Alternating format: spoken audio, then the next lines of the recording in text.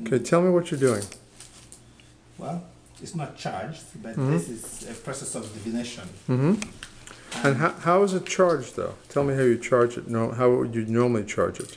How you normally charge it is you pour there's some oil that you pour on it, and then you pour some nzu, the white chalk, and then what we call ose oji, or alligator pepper.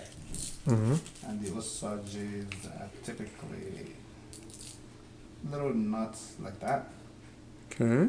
You know, when the diviner, if I'm doing it, I have to be in a state of mind, no food, you fasted for certain hours, and then you eat your soji. When you eat your soji, then you spit it on the bowl, and then you anoint it with oil.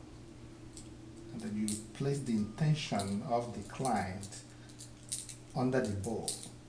You give the patient a piece of paper to write out who they are and why they came, and then you're not supposed to see it. So typically, I will use an oil of this sort. You know, then this sort of oil, and then I will pour it on it, and then invoke the spirit of Afa. Afa, which is the diviner or the divination. Okay. To come. What kind of spirit is Afa? Afa is the god of prophecy. When in the old days we have prophets, and each time the prophets connect to God and speak what they heard, or try to translate or interpret what the message that God had for the community through the prophet, that divining the oracle, or that divining, that performing some sort of divination. So it's the same thing. People, different practitioners have different mediums and different way of releasing that information or tracking it. Okay. Some don't use this. Some may just be in silence, receive the message and be able to speak. Some may receive the message and speak in tongues or different languages that can be translated by somebody else.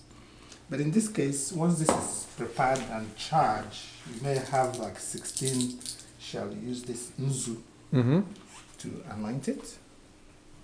And as you anoint it, you anoint yourself and your eye.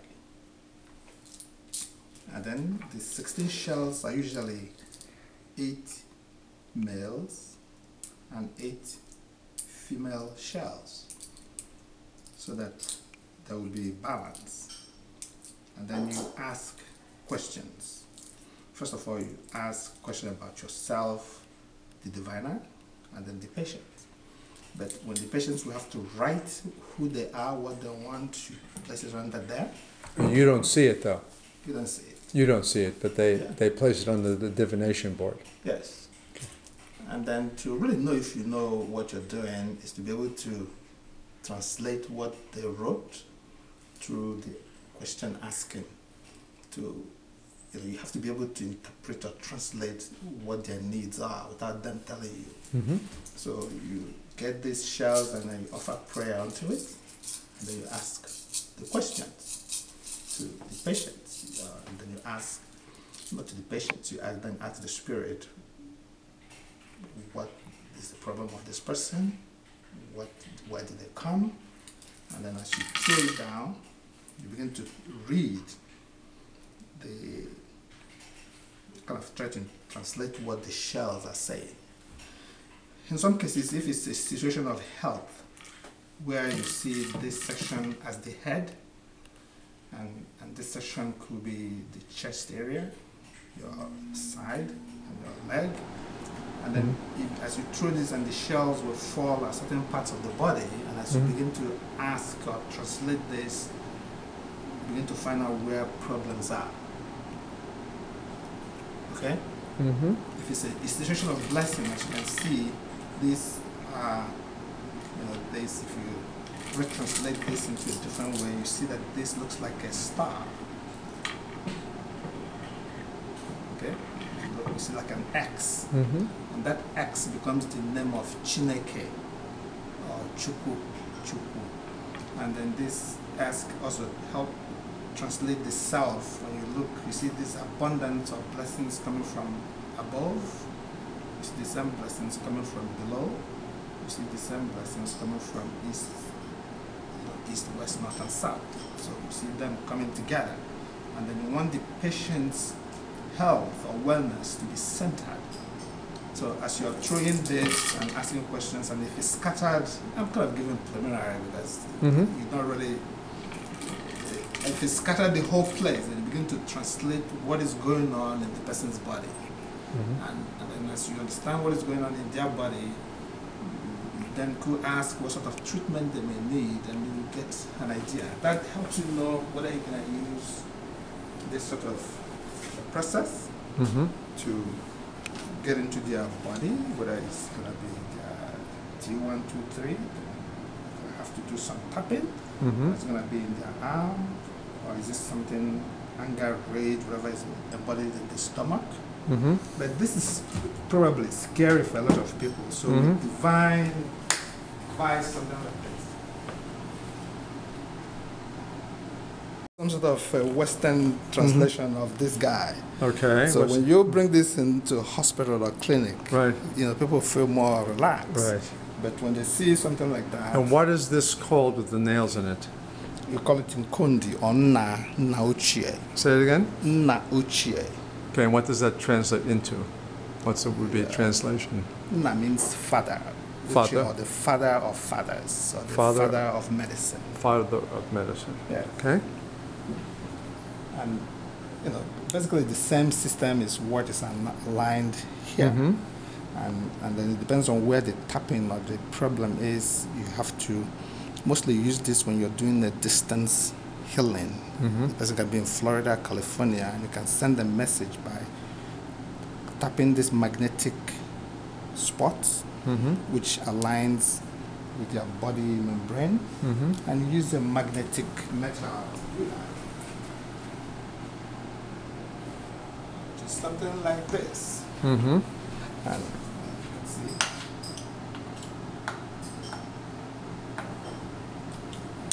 Send messages by. So as you're doing that, the person would say if they feel something? How do you know if you're hitting the right spot? You will know because you've been told where to go. Example, if I'm directed... Will the spirit tell you, or will the person say, yes, I feel it? I will do it on you. Okay.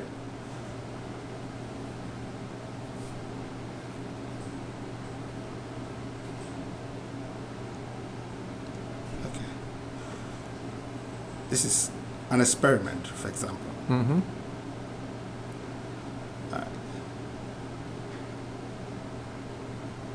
Oh, felt that. Ow. See that? On your right hand where it's hitting. Yeah. Yeah. So that's something there. Ow. And as I begin to work that, and then go in depth into the body, you feel it. It feels, right. You can feel the energy where it is. Right. Then I can use also then come back and use that to visit there. And eventually it goes away. If it's anger, rage, stuck emotion back, and kind of reduce and soften that up, and ask that then to be removed. Or I can do the same thing equally here. If it comes to the hand, I can use that and send the same message. But this has to be anointed with palm to work with what we call udako, palm oil, palm kernel oil. They're usually black. Or this sort of mixture of oil. In this container, you have roots called ikeaguane, ikeaguane, and then different other flowers, and then the extract is what is in this thing. The palm kernel oil as the base. That's really a process of divination, but it goes more in depth than that. You can ask about source of somebody's success. Why are they not succeeding? Why are they failing? Why is there no children? Why is some sudden death in their families? And then you get all those ideas and you begin to track those things by asking them questions, and you can send them back where the issues are. Okay, excellent. And usually help them come back. Spirit in the divination process. Ibne?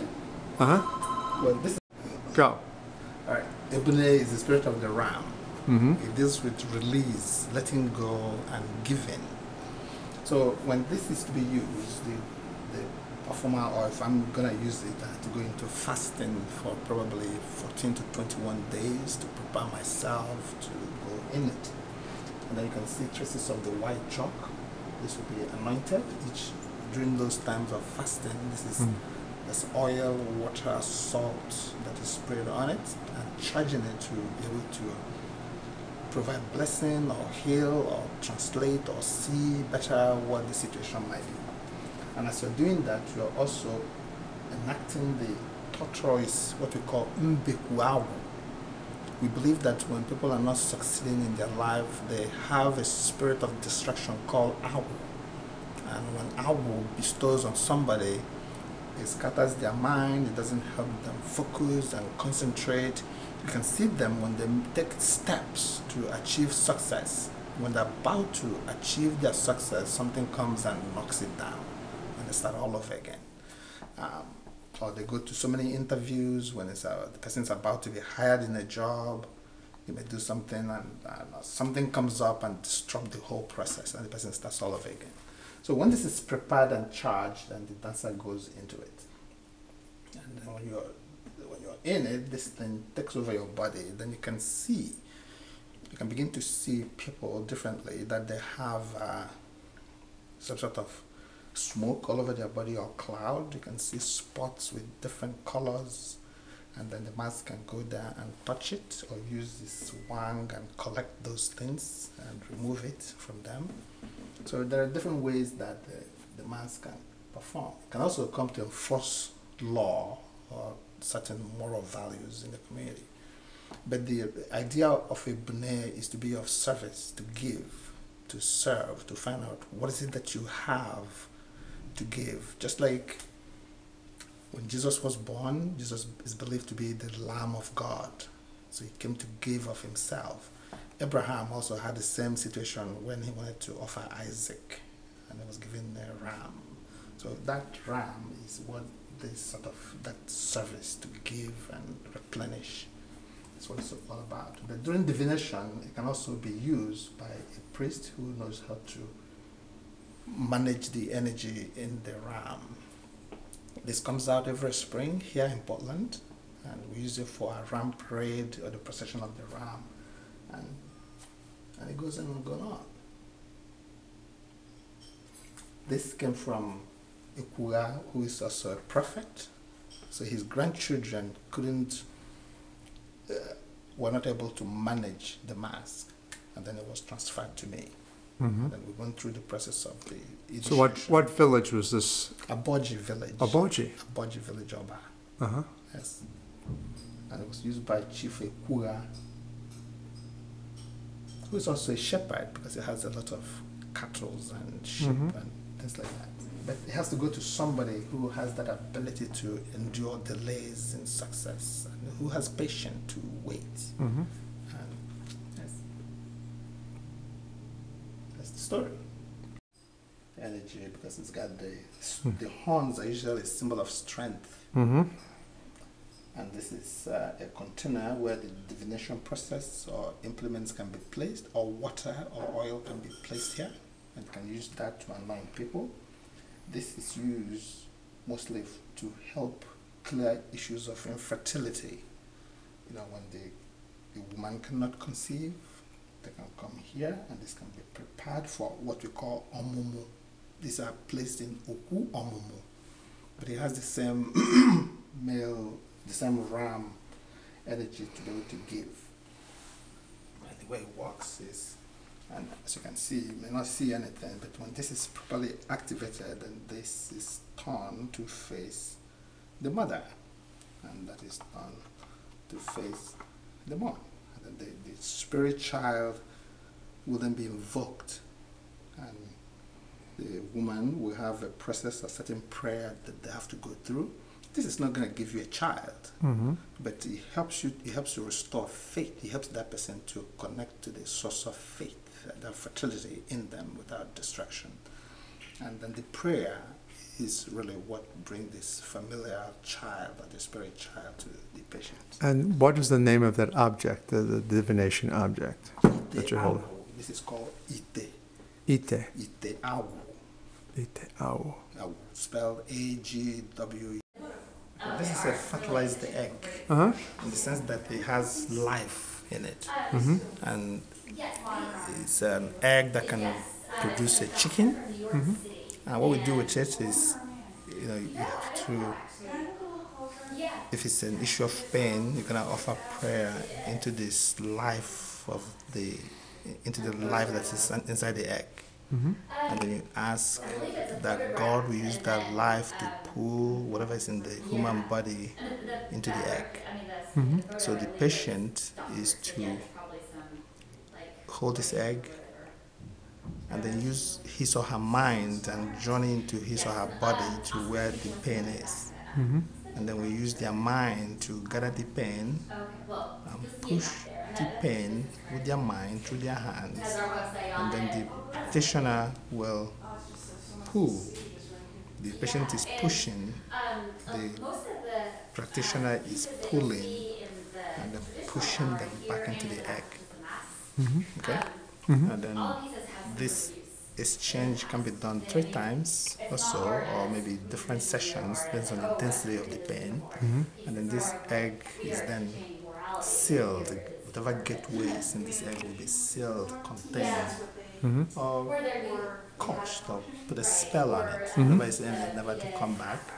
And this is put in a special container where we stay there for until the full moon begin to wane. Mm-hmm. There's oil that tends to be anointed to it. When the moon begin to wane, then we take this